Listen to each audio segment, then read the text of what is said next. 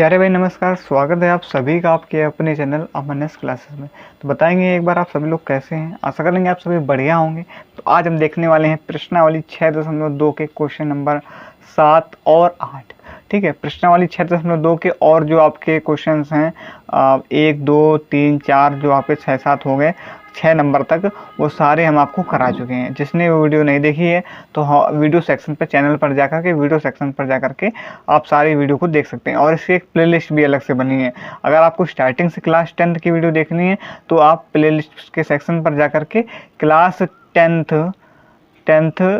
2026-27 में जाकर के सारी वीडियो वहाँ से देख सकते हैं। ठीक है, तो आप वहाँ से भी सारी चीज़ें कंप्लीट कर सकते हैं।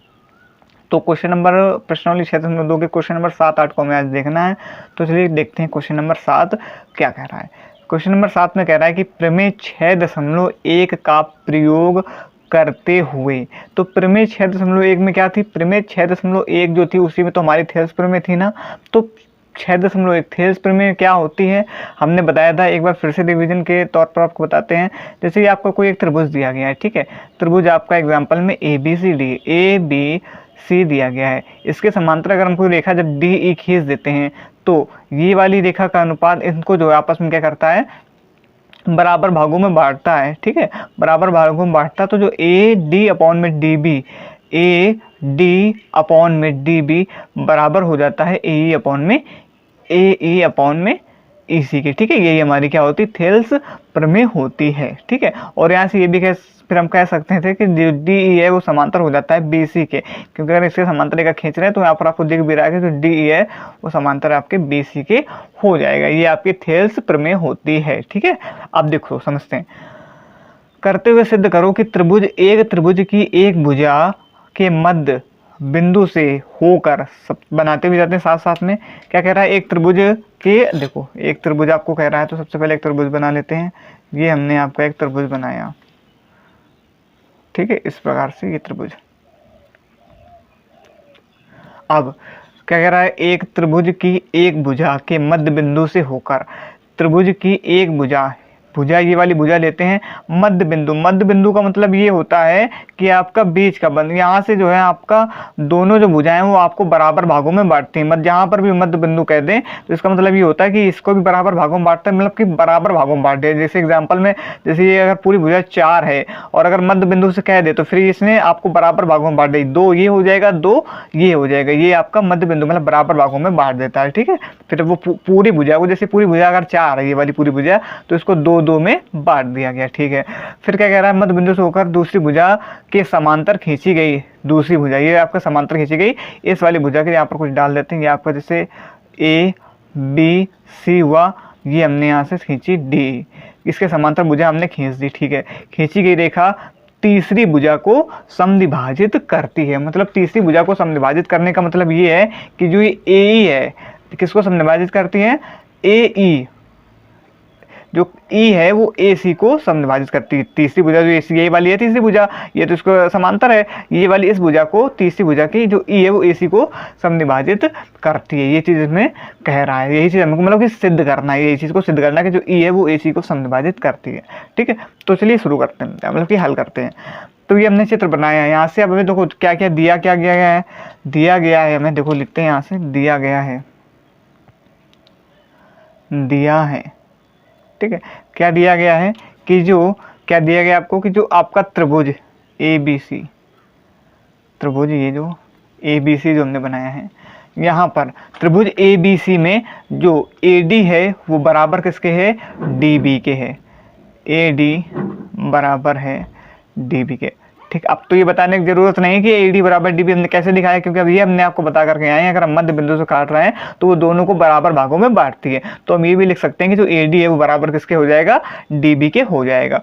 ठीक है, क्लियर हुआ ना। अब हमें सिद्ध क्या करना है, यहाँ से लिखोगे, यहाँ से सिद्ध करना है, सिद्ध करना है। ठीक है, सिद्ध क्या करना है, सिद्ध हमें ये करना है कि जो E है, ये वाला E, वो AC को समद्विभाजित करती है। E AC को समद्विभाजित करती है। ठीक है, ये हमको सिद्ध करना है। ठीक है, अब देखो यहाँ से ई, अब ये भी देखो यहाँ से ये भी इसको मध्य बिंदु में बांट मतलब कि काट रही है, तो ये भी ए ई जो है वो हम कह सकते हैं ई सी के बराबर होगा ना, ये बात तो हम कह सकते हैं ना, ए ई जो है वो ई सी के बराबर होगा। ठीक है भाई, अब देखो यहाँ से, अब सबसे पहले नंबर में कह रहा था कि प्रमेय 6 यहाँ से स्टार्टिंग में कह रहा था कि 6.1 का प्रयोग करते हुए, अब 6.1 थेल्स प्रमेय कहती क्या है, अगर ये वाली भुजा है डी ई समांतर अगर बी सी के है तो यहाँ पर इसको अनुपात में बांट देते, कैसे कि जो ए डी बराबर ए डी अनुपात में डी बी बराबर हो जाएगा ए ई अपॉन में इसी के। ठीक है, यही थेल्स प्रमेय कहती है हमारी, थेल्स प्रमेय को उपयोग करके कह भी रहा है, तो वही चीज हमने यहाँ से थेल्स प्रमेय से इसको हमने यहाँ से लिया। ठीक है, ये सब समझ में आया आपको। फिर उसके बाद अब आगे देखो, अब क्या यहाँ से होगा, हमें सिद्ध करना है कि ई जो है वो ए सी को समविभाजित करना है, ये चीज हमको सिद्ध करनी है। अब ए डी, अब लिखेंगे यहाँ से ए डी अपॉन में डी बी। ठीक है, ए डी अपॉन में डी बी। अब देखो यहाँ से, अब एक चीज यहाँ से कर सकते हैं कि देखो डी बी जो है वो बराबर किसके, ए बी के, तो हम यहाँ पर डी बी की जगह ए डी लिख सकते हैं ना, तो हम क्या करेंगे, डी बी की जगह लिखेंगे यहाँ पर ए डी बराबर में ए ई अपॉन में ई सी। ठीक है, ए ई जो है वो अपॉन में ई सी। अब ये ए डी से ए डी कट जाएगा ना आपस में, ठीक है, दोनों सेम है तो आपस में कट जाएंगे, तो अब बचा क्या हमारा, ए ई अपॉन में ई सी। इसको इधर ले जाएंगे, ये आपका पूरा एक हो जाएगा बट्टे एक, तो ये हो जाएगा कितना हो जाएगा आपका ई सी अपॉन में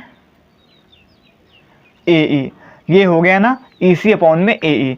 अब देखो यहाँ से ई सी अपॉन में ए ई यहाँ से आ गया, तो देखो हमने जो EC है वो बराबर है AE के दिखा दिया ना, तो इसका मतलब ये है कि ये इसको समविभाजित आपस में मतलब समविभाजित करता है, तो मतलब इसका मतलब ये भी हो गया कि जो E है वो AC को क्या करता है, समविभाजित करता है। तो यहाँ से इस चीज को हम लिख भी सकते हैं कि ये आपका हमने प्रूव कर दिया, अतः, ठीक है, अतः E, क्योंकि ये हमने इसका बराबर दिखा दिया, यही होता था ना AE अपॉन में EC का, या AE बराबर EC, तो फिर वो जो E है वो AC को समविभाजित करेगा, अतः E AC को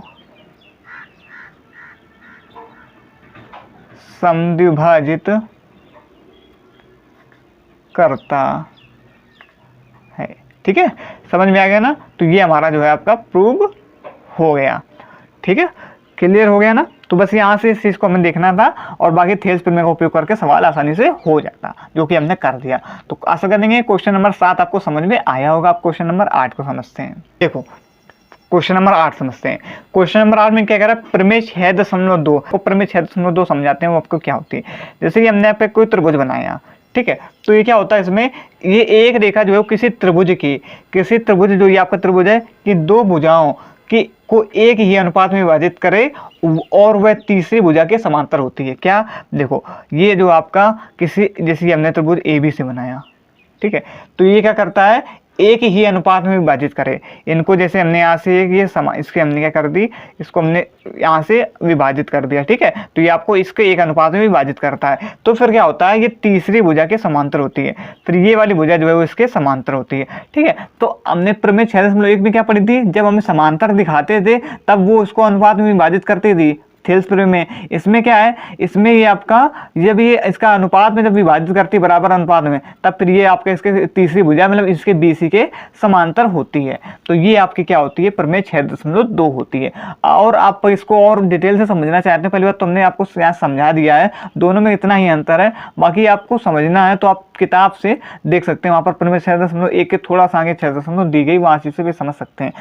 क्या कह रहा है कि प्रमेय 6.2 का प्रयोग करते हुए सिद्ध करो कि एक त्रिभुज की किन्हीं दो भुजाओं के मध्य बिंदु, चलो इसको बनाते हैं साथ साथ में, कि जैसे ये आपका एक त्रिभुज दिया गया है इस प्रकार से, ये त्रिभुज, ठीक है, ABC, ठीक है भाई, एक त्रिभुज की किन्हीं दो भुजाओं के मध्य बिंदु, ठीक है। फिर भाई मध्य बिंदु की बात आ गई ना, तो यहाँ से ये मध्य बिंदु हमने डाल दिया D और E, ठीक है। मध्य बिंदु को मिलाने वाली रेखा तीसरी भुजा के समांतर है। मतलब अब हमें क्या सिद्ध करना है कि जो मिलाने वाली रेखा मतलब डी ई बराबर बी सी, ये चीज़ हमको सिद्ध करनी है। ये समांतर है ना, तो डी ई बराबर में बी सी हमको सिद्ध करना है। तो लिखेंगे वही चीज़ फिर से, क्या लिखोगे सबसे पहले जो हमें दिया गया, तो दिया है क्या दिया गया है कि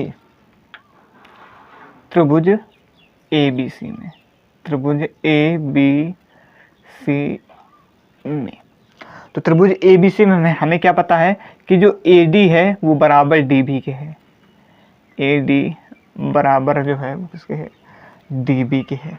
ठीक भाई, और क्या यहाँ से कह सकते हो कि जो ए ई है वो बराबर है ई सी के, ए ई बराबर है इसी के। ठीक है, ये तो समझ में आया ना, मध्य बिंदु तो बराबर भागों में बांटेगी, जब बराबर भागों में बांटेगी तो जितना ये होगा उतना ये होगा, तो इसलिए हमने इसको बराबर दिखा दिया, ए डी बराबर डी बी और ए बराबर में ई सी के दिखा दिया। ठीक है भाई, अब हमें सिद्ध क्या करना है, यहाँ से देखते हैं, सिद्ध करना है, क्या सिद्ध करना है कि मध्य बिंदु को मिलाने वाली रेखा तीसरी भुजा के समांतर है। मध्य बिंदु को, ये मध्य बिंदु है, इनको मिलाने वाली रेखा इस ये जो तीसरी भुजा इसके समांतर है, मतलब जो डी ई है वो समांतर बी सी की है। ये चीज हमको सिद्ध करनी है।